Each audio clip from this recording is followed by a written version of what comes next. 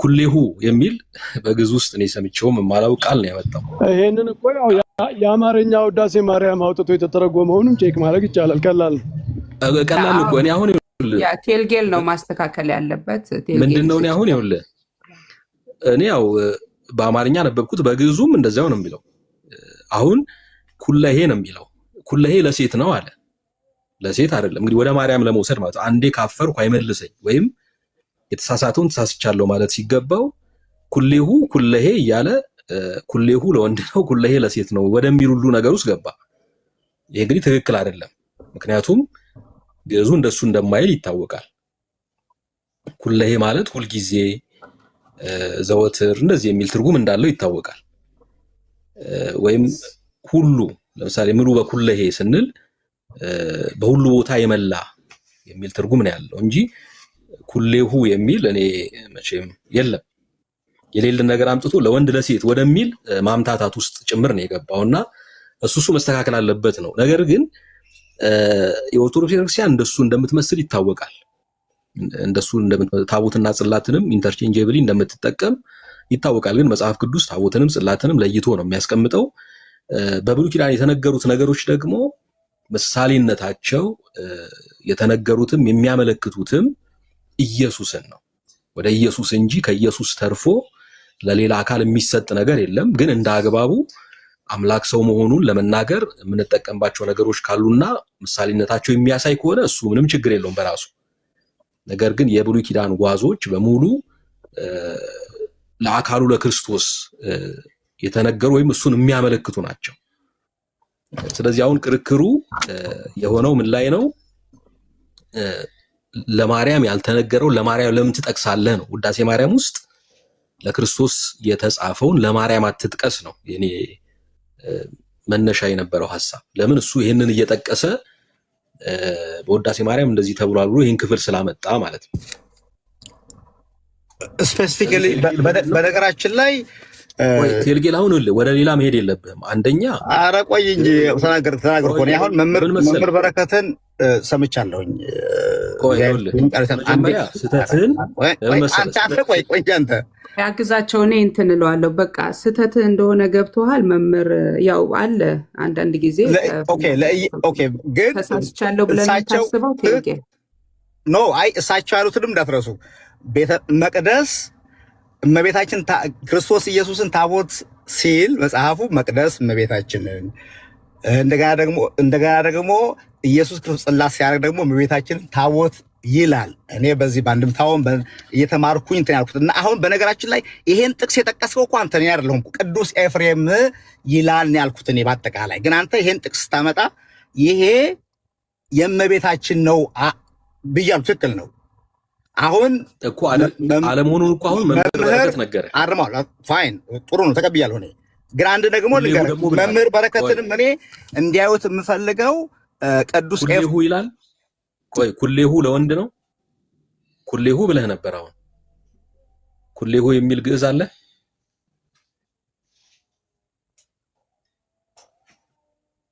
ኩሌሁ እሺ፣ ኩሌሁ የሚል ግዕዝ አለው። ስለ ግዕዝ እንነጋገር እንዴ? ቋንቋ እኮ ነው በቃ። ይሄኛው ይኸውልህ ኩሌሁ ይላል። እሺ ጥሩ አሳየና። እስኪ ኩሌሁ የሚል ከመዝገበ ቃላት አሳየን። በመጀመሪያ ደረጃ እኔ አሁን እውነት ለመናገር በእንትኑ የለኝም። አሁን ይሄን ፕሩፍ ለማድረግ አንተ ያመጣኸውን ምሳሌ ነው የገባሁት። እንዳው ቅዱስ ኤፍሬም አንድ ቆይ ቅዱስ ኤፍሬም የተናገረውን የእንግሊዘኛ በእንግሊዝ የጻፈውን ነገር እመቤታችን በአርት የመሰለበት አለ። አንተ በእናትህ ዝም በል እንጂ ምን ነው ይሄ? ትልቅ ሰው ይቅርታ፣ እኔ ለወጣ ስለሆነ ባትሪ ሊዘጋብኝ ስለሆነ አንድ ነገር ልናገር። ሶሪቲ አዎ፣ ማለት ምናልባት የትኛው ትክክል እንዳልሆነ አስተካክላቸው ብትወጣ ምናልባት ይሄ ምንም የሚያከራክር አይደለም። ኦልሬዲ የአማርኛ ትርጉም ስላለ የውዳሴ ማርያም ትርጉሙም ራሱ ስለሚታወቅ እዚህ ጋር ስለ ኢየሱስ ክርስቶስ ነው። ግን በመጽሐፍት በተለያየ ቦታ ሁለቱም በተለያየ ኮንቴክስት የሚነገሩበት አለ። ግን ይሄኛው አይ ቲንክ መምህር አንድ ጥያቄ ልጠይቅዎት በዛውም ኩሌሁ የሚባል አለ። ግን መምህር በረከት ኩሌሁ የሚል ቃል አለ እውነት ለመናገር አግዛቸው እኔ ግዕዝ ብዙ ማለት እንትን አይደለም የቋንቋ ሊቅ አይደለም። እሺ አይ እኔ እኮ አሁን ለሌላ ሳይሆን ይኸውልህ ለሌላ ሳይሆን እንትን ማለት በኦቶሪቲ መነገር ያልሆነ ነገር መነገር የለበትም እና ያ ያጋጥማል ወይ እንዲህ አይነት ነገሮች። ኦኬ the help of spirit የሚለው ጋር the ark of the covenant መስሏታል ብሎ እንግዲህ አንድ ዲያብሎ እንግዲህ እኮ ምንም እኮ አያከራክርም ብዙ ቦታ ላይ ነው ተመስላለች። አዎ እሱን እንግዲህ እኔ ቅዱስ ኤፍሬም ይሄን መስሏል ነው ያልኩት። ምናልባት ስፔሲፊካሊ ይሄን ሲያመጣ እሱን ያመጣው ለእመቤታችን ያለውን መሰለኝ ለኢየሱስ ክርስቶስ የእሑዱን ውዳሴ ማርያም አልጠቀስክም እንዴ? አልጠቀስኩም። እሱ የጠቀሰው እኮ መጀመሪያ ካልጠቀስክ ታዲያ አግዝ ለምንድን ነው ያልጠቀሰው? ምን ሆነ ነው ጠቅሰሃል? እግዚአብሔር የሚያውቀው አንተ ነህ የጠቀስከው እኮ ጠቅሰኸው ከዛ በኋላ እሱም ቢሆን ብዬ ነው የመጣሁት። በውዳሴ ማርያም ይኸውልህ በውዳሴ ማርያም እንደዚህ ተናግሯል። በውዳሴ ማርያም ቅዱስ ኤፍሬም ስለእመቤታችን ገልጿል አልኩኝ። አንተ እንዳውም ብለህ ታቦት መሆኗን በታቦት መመሰሏን ተናግሯል አልክ። ከዛ አሁንም ይሄ እኮ የሚናገረው ስለ ኢየሱስ ነው ስል አንተ እንደው ምን አልክ? ስለ ማርያም ነው። ይሄንኑ ወስደህ ስለ ማርያም ነው አልክ። አዎ ጥሩ በጣም ነው። አሁን ጥቅሱን አመጣህ በኋላ ስለ እመቤታችን ነው የመሰለኝ መጀመሪያው ነው። አሁን ግን በአማርኛውም የተተረጎመው እንደገና በግዕዙም ደግሜ ሳነበው ስለ ኢየሱስ ክርስቶስ ነገር ግን ይሄን ተቀብያለሁ። ነገር ግን ቅዱስ ኤፍሬም the help of the spirit የሚለውን መጽሐፍ ውስጥ ቅዱስ ኤፍሬም ነው ጽፏል። እመቤታችን በአርክ መስሏታል ተብሎ ተጽፏል። ስለዚህ ይሄንም አንብብ ነው የምለው። እኔ እኮ ዋና ቁም ነገሬ ውዳሴ ማርያም መኖሩ ብቻ ሳይሆን ቅዱስ ኤፍሬም ስለሆነቸው ራሱ እኮ ይሄንን አልካድክም አይደል? ይሄንን አልካድም እኮ መምህር አንዴ እርሶ በቃ ሰመራይዝ አድርጉና እርሶ እንዳይዘጋቡት አንዴ ገላግሉንና ከዛ እነሱ ይቀጥላሉ። አልካድም ሳይሆን በግድ ነው ያመነው። እኔ እየነገርኩት ለማርያም ነው እያለ በግድ ሲከራከር ነበር እኮ አንተን እኮ በጭራሽ አላምህም ነበር መምህር ስለመጡ ነው እንጂ እንደገና ሪቫይዝ ያደርኩት በእውነት አላምህም።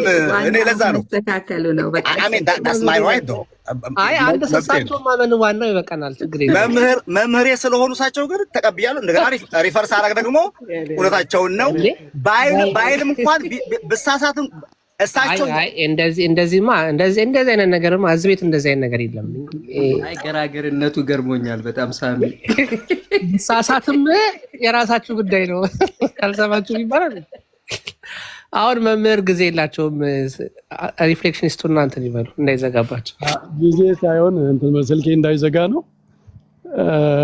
ምናልባት ግን ትላንት ያደረግነውን ውይይት አንዳንድ ሰዎች ማስረጃ ይቅረብበት ምናምን ሲሉ ነበርና እናንተ እንደዛ አይነት ፍላጎት ካላችሁ ትላንትና መንገድ ላይ ሁኜ ነው ሳወራ የነበረ እንደምታስታውሱት።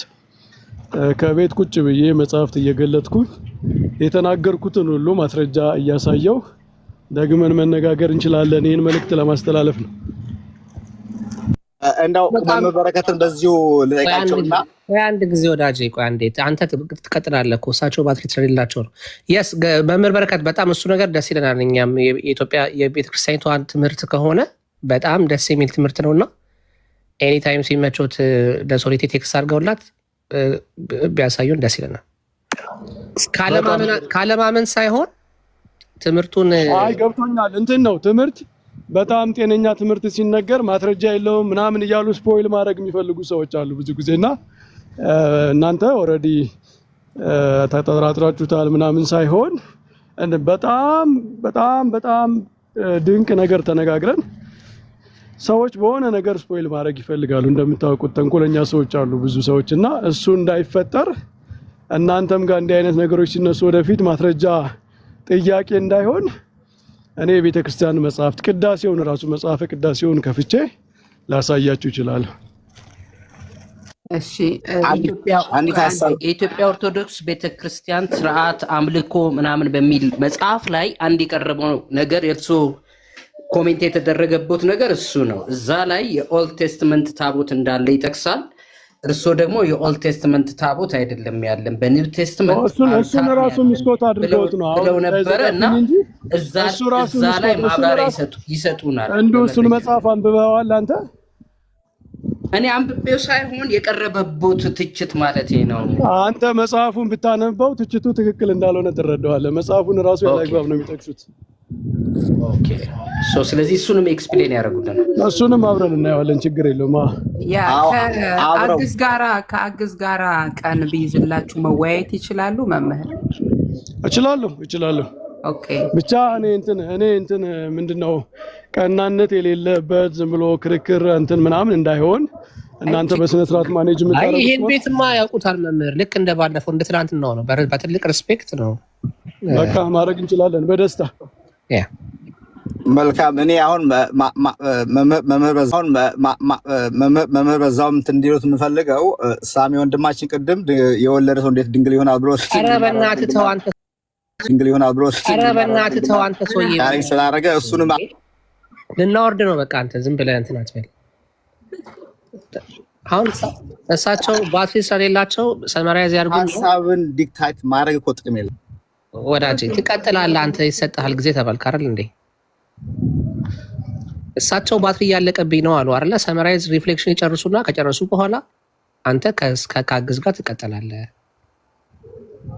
ይሄ እመቤታችን ጉዳይ አሁን ታቦት ምናምን ቤተ መቅደስ ኢንተርቼንጀብሊ የሚጠቀስበት ምክንያት ክርስቶስ ራሱ ታቦት መቅደስ እንደዚህ የሚባለው ከኢንካርኔሽኑ የተነሳ ነው፣ ከስጋዊው የተነሳ ነው። ያቺ በብሉይ ኪዳን እግዚአብሔር ያዘዛት ቤተ መቅደስ እግዚአብሔር በሰዎች መካከል የሚያድርባት የሚገለጥባት ነች። ታቦቱም የማይታየው አምላክ በሚታይ ነገር ላይ በታቦቱ ላይ ክብሩን ይገልጽ ስለነበረ ነውና ዋናው የሁሉም ጭብጣቸው ኢንካርኔሽን ነው፣ ስጋዌ ነው። እግዚአብሔር ሰው ሆኖ ራሱን በሚታይ መንገድ በሰዎች መካከል ያድራል፣ ይታያል የሚል ነው። ስለዚህ እመቤታችን ድንግል ማርያም በዋናነት እነዚህ ነገሮች የሚጠቀሱት ለክርስቶስ ነው፣ በዋናነት ማለት ነው። ምክንያቱም መጽሐፍት ሁሉ ስለኔ ይናገራሉ ስላለ ክርስቶስ። ሁሉም የብሉይ ኪዳን ሲምቦልስ ወደ ክርስቶስ የሚያመለክቱ ናቸው። ግን ደግሞ ድንግል ማርያም በስጋዊ አንጻር በተለይ ስለ ክርስቶስ ስጋዊ አንስተን ስለ ሰውነቱ ስለ ድንግል ማርያም አለማንሳት አይቻልም። ከሷ ስለተወለደ ማለት ነው። የሷን ስጋ ነው ከሷ ስጋ ወስዶ ነው ሰው የሆነው። በሷ በኩል ነው የታየው እና ደግሞ በምንም ታምር አንድ ሰው ይሄ አይገባትም ሊል አይችልም። እግዚአብሔር እንትኑን ክብሩን የገለጸበት ታቦት ለድንግል ማርያም ምሳሌ ቢያንስ እንጂ አይበዛም። እሷ እኮ ክርስቶስ ራሱ በማህፀኗ ያደረ በሷ በኩል ነው የታየን፣ እኛ ያየነው ከሷ ተወልዶ ነው። ስለዚህ እንዲህ አይነት ሲምቦሊዝሞች አሉ በጣም ጥንታዊ የሆኑ ከነ ቅዱስ ኤፍሬም ከነ ቅዱስ ሄራቅሊስ ፕሮክለስ ኦፍ ኮንስታንቲኖፕል በጣም ብዙ ሲምቦሊዝሞች አሉ ድንግል ማርያም ጋር የተያያዙ በሁሉም ዓለም ነው፣ በምዕራቡም በምስራቁም በሶሪያም በሁሉም የክርስትና ዓለም ክፍል በድንግል ማርያም በዚህ መንገድ መስለው ያስተማሩ አሉና ግን ሁለት ጉዳይ ነው ይሄ። አንደኛ ታቦት ወይም ምንድነው መሰዊያ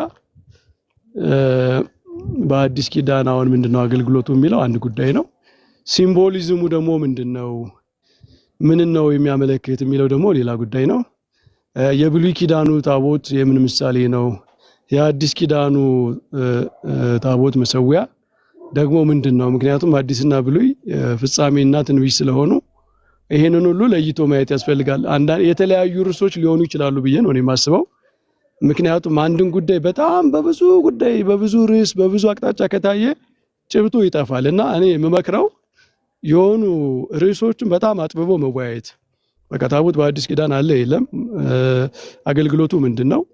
አንደኛ ታቦትና መሰዊያ ትላንት ስናወራው የነበረው በአዲስ ኪዳን በኢትዮጵያ ቤተክርስቲያን ልንል እንችላለን። አገልግሎቱ ምንድነው? መጽሐፍ ቅዱሳዊ ነው?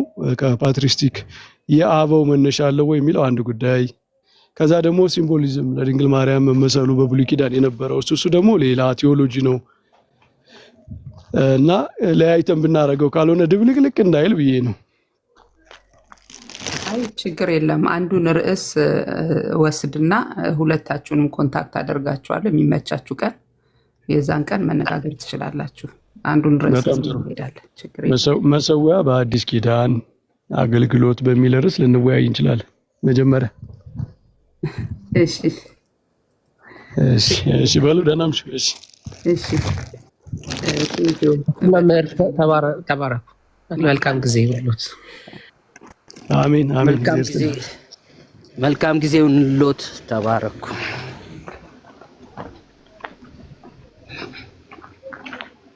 እሺ እንዴ ጸሎት እንዴት ነው አለ? ጸሎት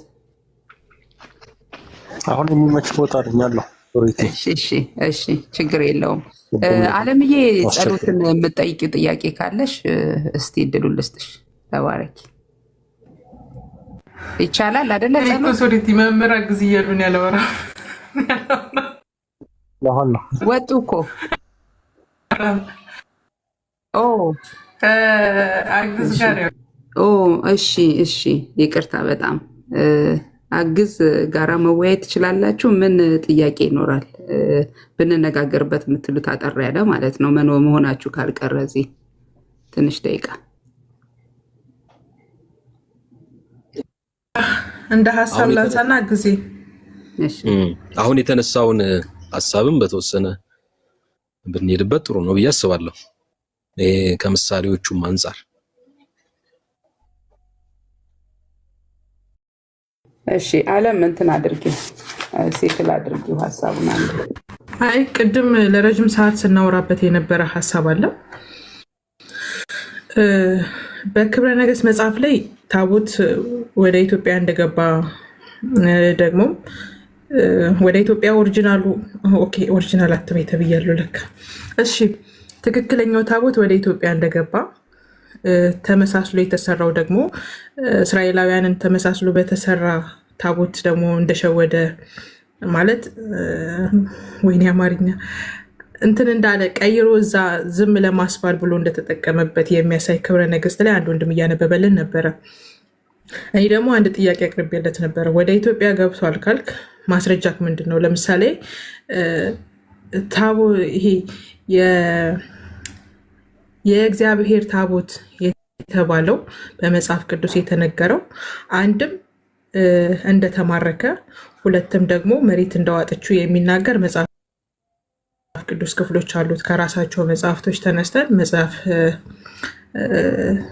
እዝራ ሱቴል የሚባለው መጽሐፍ ይናገራል። እዝራ ካህል፣ ባሮክ፣ ኤርሚያስ የሚባሉት መጽሐፍቶችን አንስቻቸው እነዚህን ጥያቄዎች ለምሳሌ እኔ ምድር ዋጠቻቸው ስል የመጽሐፍ ቅዱስ ማስረጃ አምጥቼ ነው፣ ወይም ደግሞ ተማረከ ሲልም በባቢሎን እንደተማረከ የሚናገር የመጽሐፍ ቅዱስ ክፍል ስላለ ራሳቸው የሚቀበሉት ስለሆነ ከዛ አንጻር አንስቼ እኔ በእንደዚህ አይነት መንገድ የምከራከር ወይም ደግሞ የምጠይቃችሁ ከሆነ እናንተ ኦሪጂናሏ ታቦት ወይም ደግሞ የእግዚአብሔር ታቦት የተባለው ወደ ኢትዮጵያ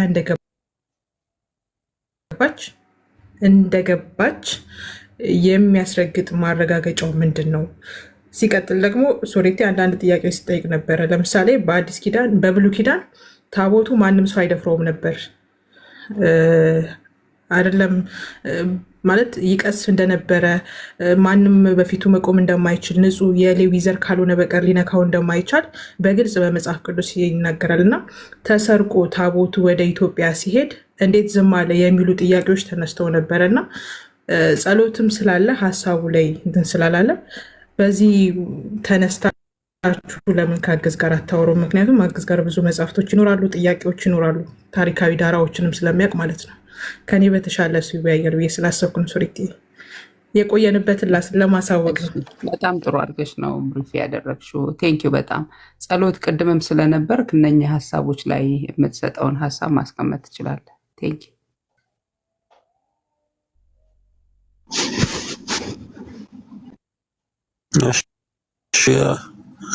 እኔ አሁን በታሪክ ደረጃ ያለውን ነገር ዲቴል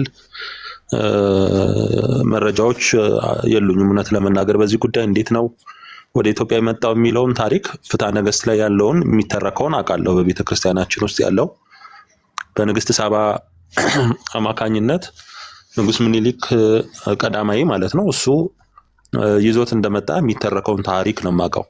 ከዛ ውጭ ግን ከመጽሐፍ ቅዱስ ከዚህኛው አኳያ ከዚህ አኳያ እንዴት ነው የሚታየው የሚለው ዲቴል የማውቃቸው ነገሮች የሉም። ግን አዘሆል እኔ የሚገባኝ ግን ፍትሐ ነገሥት ወይም መጽሐፋችን ላይ የሚናገረው ምንድነው ሌላ በዛ ምትክ ሌላ እንደሰሩ ወይም የእግዚአብሔር ፈቃድ መጀመሪያ ታቦቱ ባለቤትነቱ የእግዚአብሔር ነው። እግዚአብሔር ነው ለእስራኤላውያን የሰጣቸው። ያለ እግዚአብሔር ፈቃድ ደግሞ ምንም ማድረግ የማይቻል ነው። ለምን እንኳን ዝም ብሎ ለመወሰድ አይደለም ሳይገባው የነካውን እንኳን እንዴት እንደቀጸፈው መጽሐፍ ቅዱስ ይነግረናል። ስለዚህ እግዚአብሔር ፈቅዶ ወደ ኢትዮጵያ የመጣን ነገር ባለቤቱ እስከፈቀደ ድረስ ተሰርቆ ነው የሚለው ነገር እኔ ያስኬዳል ብዬ አላስብም። አለ ብዬ ስለማምንበትም ጭምር ማለት ነው። ስለዚህ እግዚአብሔር ፈቅዶ ወደ ኢትዮጵያ እንዲመጣ ካደረገ በዛ ሁኔታ እንዲመጣ ያደረገውም የፈቀደውም እግዚአብሔር ነው። ተራቃ ስላልሆነ ማለት ነው። የተከበረ እግዚአብሔር በብሉይ ኪዳን የሰጠ ራሱን የሚገልጥበት እስከሆነ ድረስ ዝም ብሎ ስለፈለጉ ወሰዱት የሚባለው ነገር እሱ ልክ አይመስለኝም። በተጨማሪ ግን ይሄንን አይቶ ደግሞ ሰለሞን ያው ምንድነው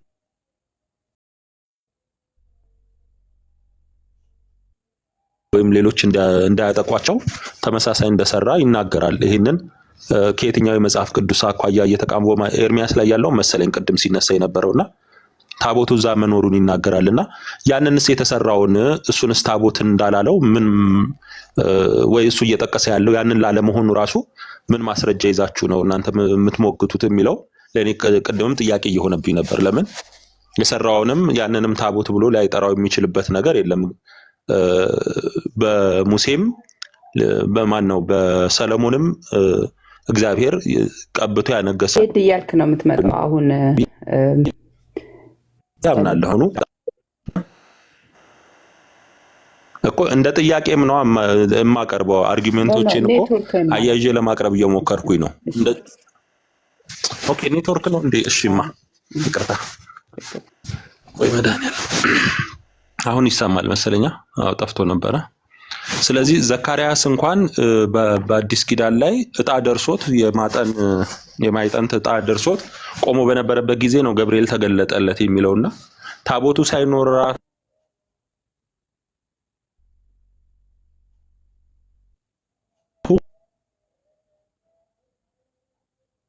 እንደዚህ አይነት የማይጠን ስናይ መጨረሻስ ይሄ የታቦቱ ነገር ምንድነው የሚለውን ራሱ እኮ አሁን እኛን ከመቃወም እኛ ጋር አለ ብለን የተናገርነውን ከመቃወም ውጪ እውነተኛ የሆነ ኤቪደንስ ኖሮት አዎ እንዲህ ነው ብሎ የሚናገርም የለም። አሁን በፕሮቴስታንቱ ወገንም ያሉት ሲቃወሙ የለም እንደዚህ ስህተት ነው ይላሉ እንጂ እውነት የታቦቱ የት አለ የሚለውን ራሱ እነሱ በደረሱበት መልክ ይኸው የኛ ማስረጃ ብለው ደግሞ አንድም ሲያቀርቡልን አናይም፣ እኛን ከመቃወም ውጪ ማለት ነው። ስለዚህ እኔ የሚታየኝ እሱ ነው። ስለዚህ ታቦቱ አለን ማለታችን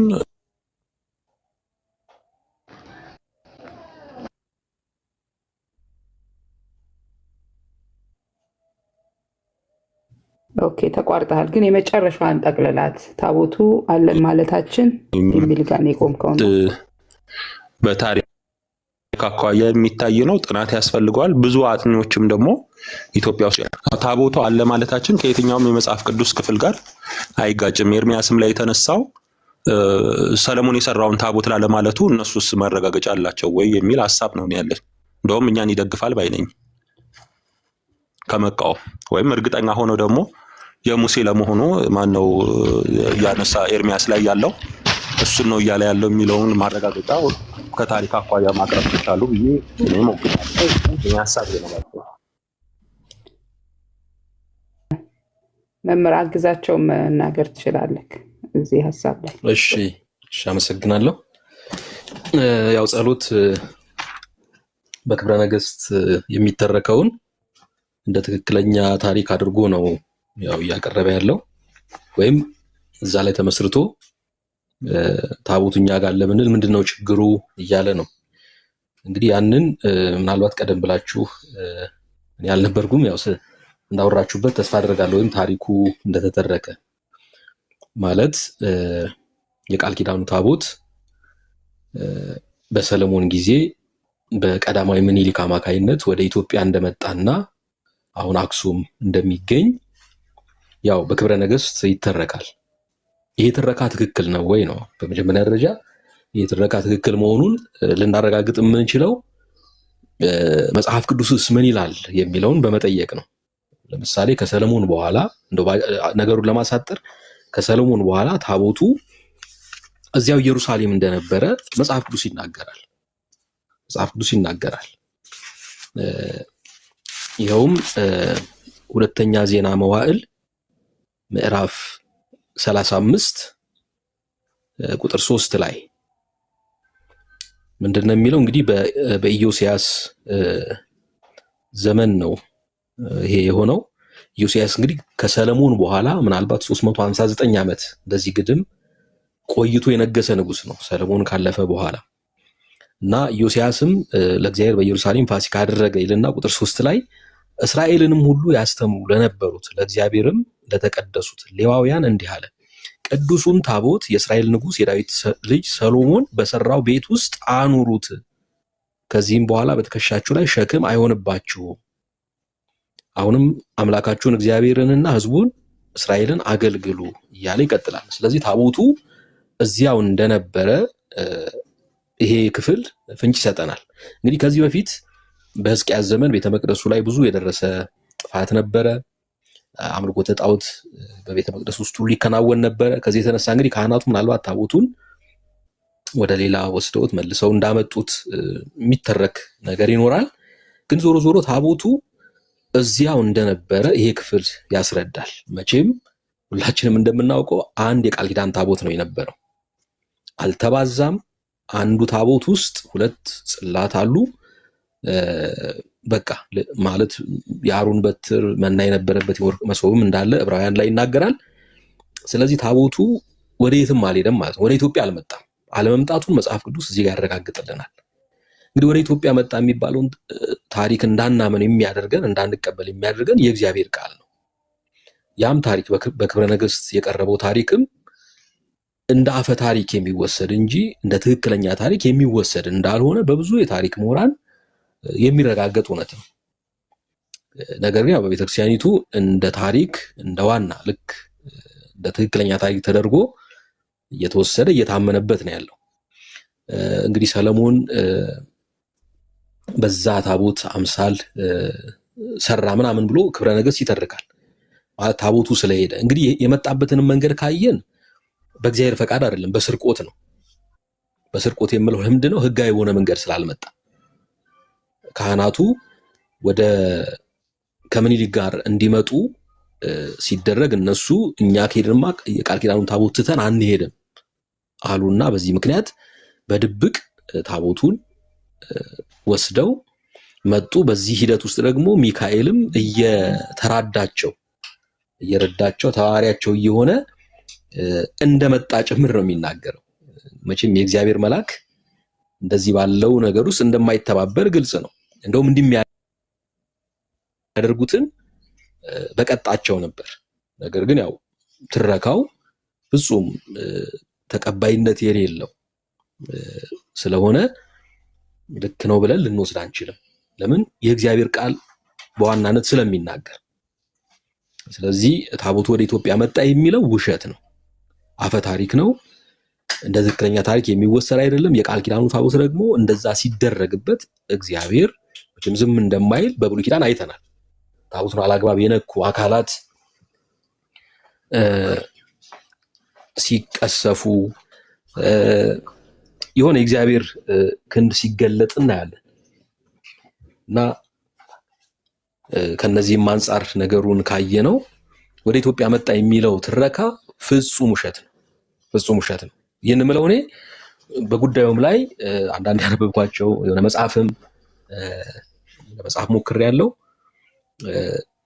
ያሉት እውነታዎች የሚያረጋግጡት ያንን ነው።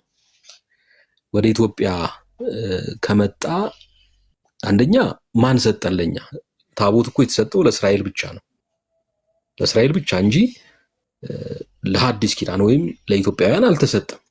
እግዚአብሔር ካልሰጠን የኛ ያልሆነውን ነገር ህጋዊ ባልሆነ መንገድ ነው ያመጣ ነው ማለት ነው። መጥቶም ከሆነ ግን እንዳልመጣ ያው መጽሐፉ ይናገራል።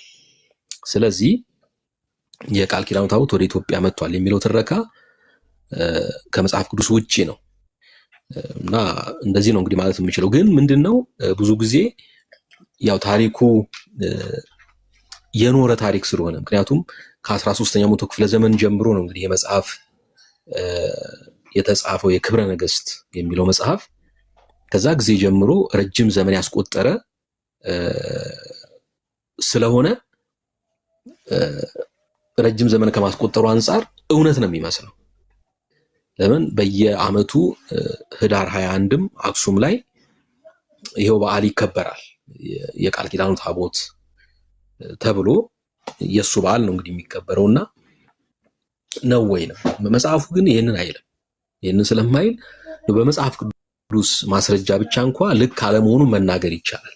ስለዚህ እኔ ጸሎትን አንዳንድ ጊዜ ምንድነው እንደው ቤተክርስቲያን ውስጥ ያለውን ትክክል ያልሆነውን ነገር ሁሉ ትክክል ለማድረግ ለምን እንታገላለን? ወይስ እዚያ ላይ አይ ይሄንን ብዙ አላየሁትም ብለን ብናልፍ አይሻልም? ምክንያቱም ውሸትን እውነት ማድረግ በጣም ይከብዳል፣ ማስረጃ ስለሌለ።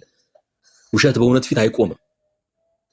ስለዚህ ውሸትን እውነት ለማድረግ ከመታገል ይልቅ እውነት የሆነውን ተቀብሎ መቀጠል ይሻላል ነው የምለው። ምናልባት ጥያቄ ካለ ያው እዚሁ ላይ እያነሳን መቀጠል እንችላለን። እሺ ጥያቄ ያላችሁ ለጸሎት ወይንም ደግሞ ለመምህር አግዛቸው? ሶሪቲ ያው እሺ ፓስተር እንዴት ነሽ? ደህና ነሽ? እንኳን ደህና መጣሽ። እግዚአብሔር ይመስገን። ሁላችሁም ሰላም ለእናንተ ይሁን። አሜን። ሰላም እሺ።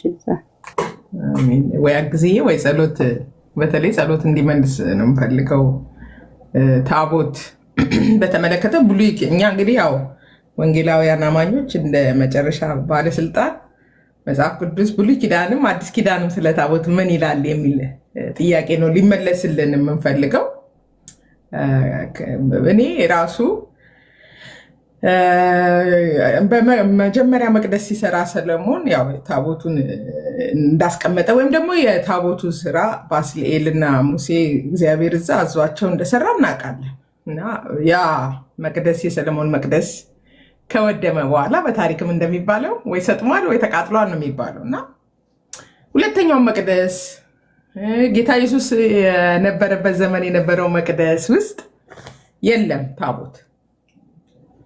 እግዚአብሔር በዛ አይነት ጥንቃቄ እንጨቱን ሳይቀር ከግራር ሁሉ ነገሩን አስተካክሎ እግዚአብሔር ራሱ ነው ታቦትን የሚሰራውንም ሰው ማቴሪያሉንም ሲመርጥና ታቦትን በተወሰነ ጊዜ እግዚአብሔር ህልውናውን ለእስራኤል ለኪዳኑ ሕዝብ ራሱን የሚገልጥበት ማዕከል አድርጎ ሲጠቀም የነበረው እና አይ ቲንክ ከመጀመሪያው መቅደስ መቃጠል በኋላ ሁለት መቅደስ ተሰርቷል። በተለይ ደግሞ ኢየሱስ በነበረበት ጊዜም ቤተ መቅደስ ነበረ እና ያን መቅደስ እንኳን በተመለከተ ብዙ ነገር ተናግሯል። ቤተ መቅደስ ውስጥም ገብቶ አስተምሯል። ምኩራቦቻቸው ውስጥም ያስተምር ነበር። አንድ ጊዜም ይሄን ታቦት የሚባል ነገር እንደው አይ ነበረ እንኳን ካልን አላነሳም። ወደ ሐዋርያቱ ስንመጣሽ የገሊላ ባህር አካባቢ አሳ አጥማጆች እነ ጴጥሮስ አያንሱ፣ ግን ፈሪሳዊ የነበረው ጳውሎስ ስለ ሕግ ስለ ብዙ ነገር አንስቷል። ሕግን ከእምነት ጋር ምናምን አንስቶ የኪዳንን ሽግግር የእግዚአብሔርን ሐሳብ ወደ ክርስቶስ ኢየሱስ የነበረውን ትምህርት በብዙ መጽሐፉ ጽፎልናል። አንዴም አላነሳም። በተለይ ኢየሱስና ጳውሎስ አላነሱትም። አጵሎስም ቀላል አስተማሪ አይደለም፣ ሕግ አዋቂ ነው፣ አላነሳም። እና የብሉይ ኪዳን ራሱ መጽሐፍም ይጠይቀናል፣ የአዲስ ኪዳንም ይጠይቀናል። አዲስ ኪዳን ላይ ሁለት ጥቅሶች አሉ። እነሱ ስለ ታቦት ስሩም አይደለም ክፍሉን አንስተን መነጋገር ይቻላል። እና እንደው በዚህን ያህል ከየት የመጣ እኔ አመጣጡን ራሱ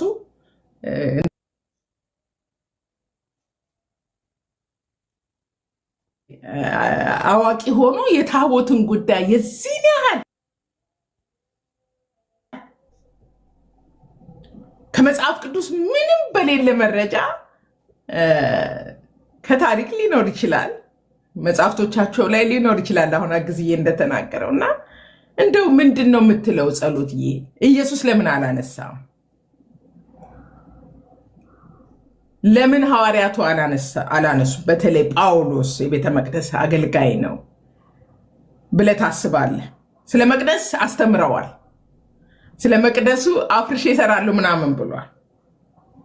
ደግሞም ስሩም የተባሉ የሉም። ሁለተኛው ከምርኮ ሲመለሱ የተሰራው መቅደስ ላይ ከታቦት አንጻር ምንም የተነገረ ነገር የለም በመጽሐፍ ቅዱስ። እና እንዴት ነው የኢትዮጵያ ቤተክርስቲያን ይሄን ያህል ስለ ታቦት እና ትምህርቷን ምንጯን የእግዚአብሔር ቃል ባላደረገ መልኩ ከየት አመጣችሁ? ጸሎት እየባጭር ቃል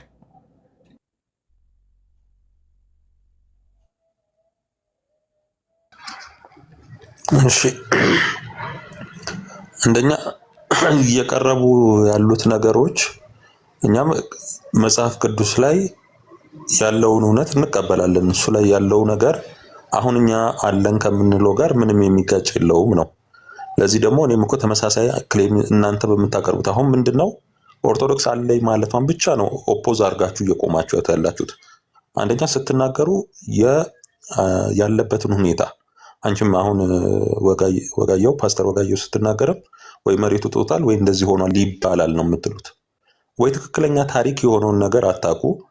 እኛ ደግሞ በታሪክ እንዲህ አይነት ነገር ነው ከአባቶቻችን የያዝነው ትውፊት እስከሆነ ድረስ እያልን እውነት እኛ ጋር አለ ብለን ካመጣን እናንተ ታሪኩን ይዛችሁ ወይ ደግሞ እውነት አለ ብላችሁ የምትተርኩበት ከታሪክ አኳያ እንኳን ያመጣችሁት ነገር የለም። እንዲሁ መቃወም ብቻ ሆነ ነው። መጽሐፍ ቅዱስ ላይ ሊትራል ስለመጽሐፉ በተለይ ኢየሱስ እንግዲህ ኖ በታሪክም ውስጥ ቢኖር ሀሳቤን ልጨርስ ይቅርታ ጋር። ስለዚህ ከመቃወም ውጪ እኛ አለን የሚለውን ታሪካችንን ከመቃወም ውጪ የሱን መጨረሻ እንኳን እናንተ የምታውቁበት ወይም ያንን ነገር እንዲሆናል ብላችሁ የምትናገሩበት ታሪክ በሌላችሁ ሁኔታ ውስጥ ነው ኦርቶዶክስ መኖሯ ውሸት ለማስባል ብቻ እየሄዳችሁ ያላችሁት። መጽሐፍ ቅዱስ ላይ ያለውን ደግሞ እግዚአብሔር ያንን ያልተናገረበት የራሱ ነገር ሊኖር ይችላል። ሁሉም ነገር ደግሞ በመጽሐፍ ቅዱስ ተጽፏል ብለን አንናገርም። መጽሐፍ ቅዱስ እንደ ቁርአን ከሰማይ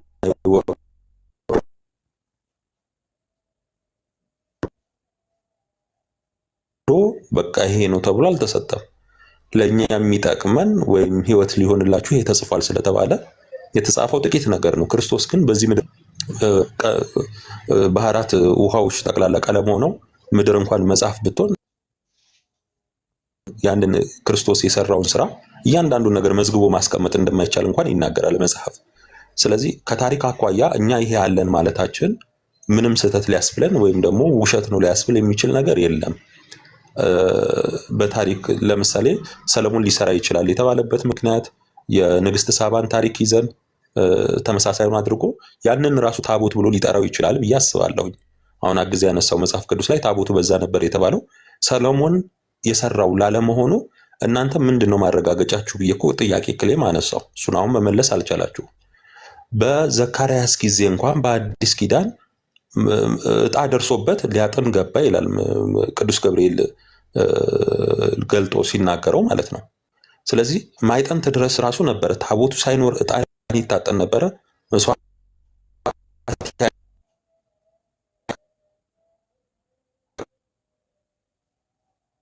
ነበር እየተባለ ነው። ይህስ ከማለት ክርስቶስ ለምን አልተናገረም ከተባለ ሊናገር ይችላል። በታሪክ አኳያ ሁሉ ስላልተጻፈ ከታሪክ አኳያ ግን ልናገኛቸው የምንችላቸውን ነገሮች ታማኝነት ባለው ሁኔታ እኛ እንናገራለን። ከኛም ውጪ ደግሞ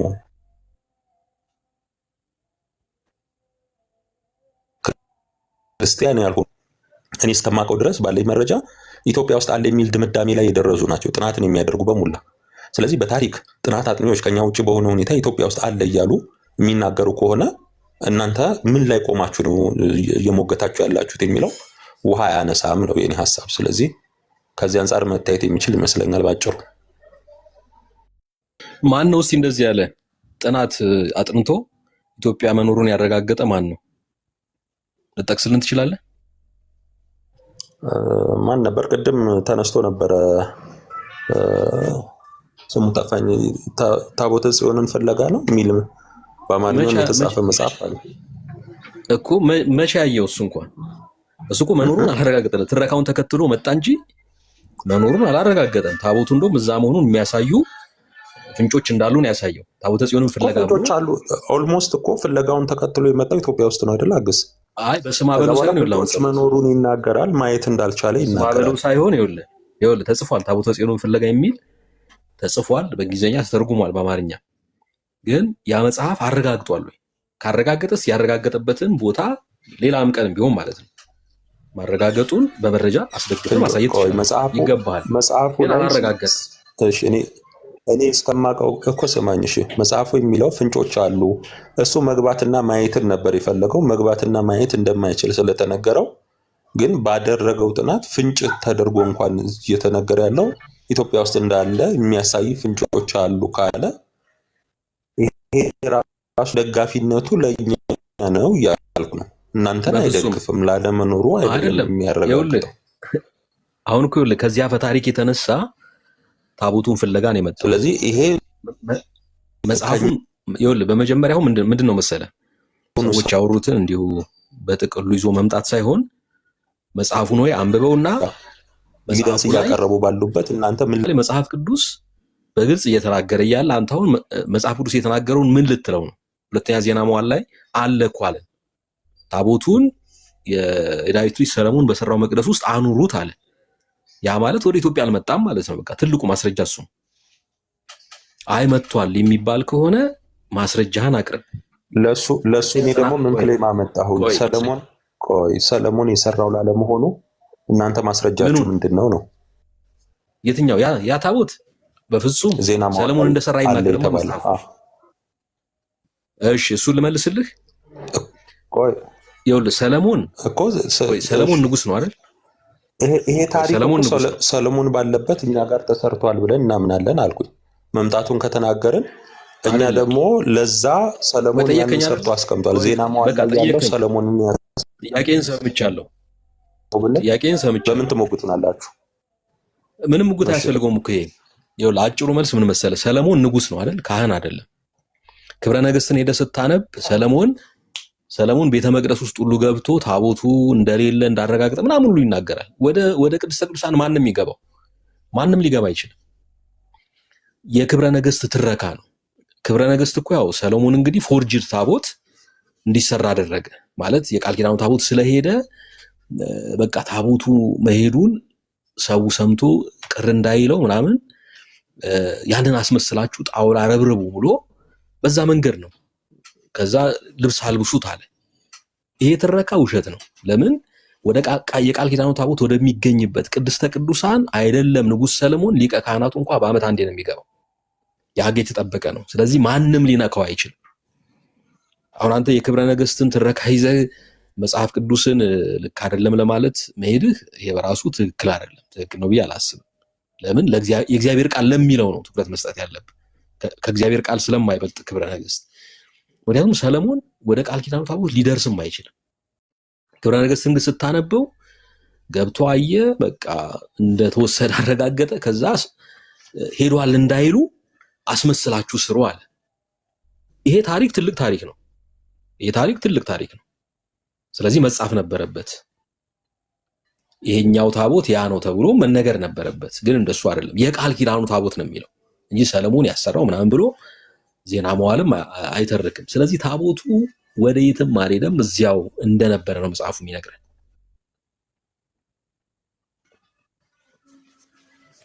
አሁን እኮ አንተ ስላልተጻፈ የለም የሚል አርጊመንት ነው እያቀረብክ ያለው። እሺ መጽሐፉን አሁን አንተ ቆይ ትረካውን ያመጣው ከየት? እኔ እኮ ትረካውን ያመጣው ከየት? እኔ ሰምቼህ አይደል እያወራሁ ያለሁት? የሚውት አድርገህ ደግሞ ስማኝ። አሁን አንተ እያቀረብክ ያለው ሰራ የሚል ነገር ስለሌለ ያው ራሱ ታቦት ነው የሚል ነገር ነው። እኛ ደግሞ በታሪክ አኳያ ይሄንኛው በቤተ ክርስቲያናችን ውስጥ አንደኛ ቤተ ክርስቲያን ህብረት ናት፣ ሳትቋረጥ መምጣት አለበት። በዛ ህብረት ውስጥ ያለ እውነት አለን ብለን መናገራችን ምንም አይነት ስህተት ሊያስብለው የሚችል አይደለም። እኛ የእግዚአብሔርን ቃል የምንቃወም አይደለንም።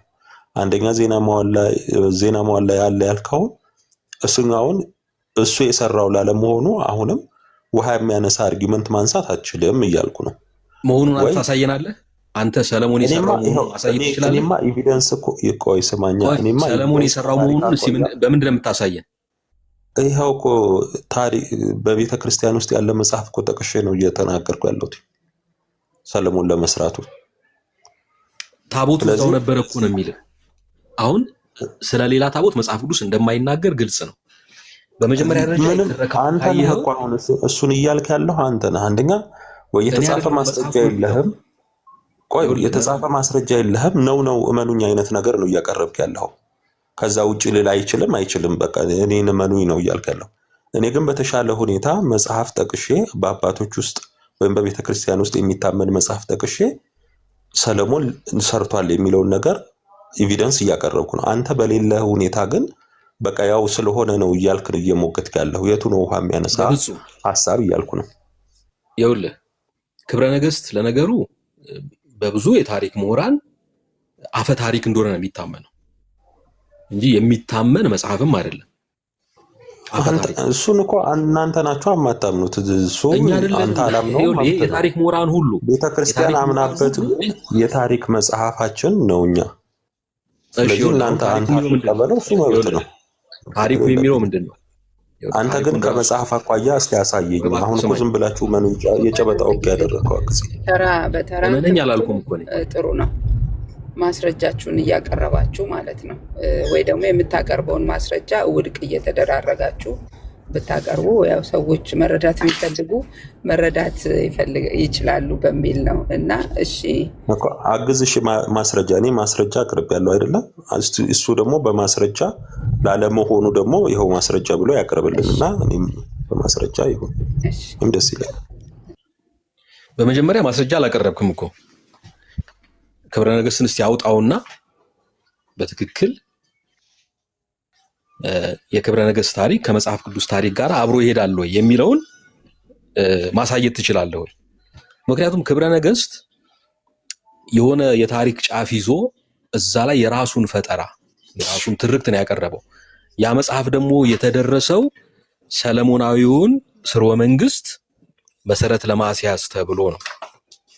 ስርወ መንግስትን ከዛጉዌ ወደ ሰለሞን ለማዛወር ሲባል የተዘጋጀ መጽሐፍ እንደሆነ በብዙ የታሪክ ምሁራን የተረጋገጠ እውነት እንጂ ክብረ ነገሥት የያዘው ትረካ ትክክል አይደለም። እንግዲህ መነሻው ምንድነው? ንግስተ ሳባ ሰለሞንን ልትጎበኝ ሄደች። ከዛ ከሱ ጸንሳ ተመለሰች፣ ወንድ ልጅ ወለደች ምናምን እያለ ነው የሚቀጥለው። ሰለሞንን ለመጎብኘት እንደሄደች መጽሐፍ ቅዱስ ይናገራል። ጥበቡን አይታ ምናምን ተመለሰች ነው የሚለው። እዛ ጋር ከሱ ልጅ እንደወለደች አድርጎ ያ ልጅ ካደገ በኋላ ሰለሞንን ሊጎበኝ ሄደ። ከዛ ሰለሞን በእኔ ፈንታ ንገስ አለው ኢየሩሳሌም። አይ ወደ ሀገር እመለሳለሁ አለ። ከዛ አብረውት የሚሄዱ ካህናትን፣ ሕግ አዋቂዎችን፣ ጸሐፊዎችን ሰጠው። እነሱ ደግሞ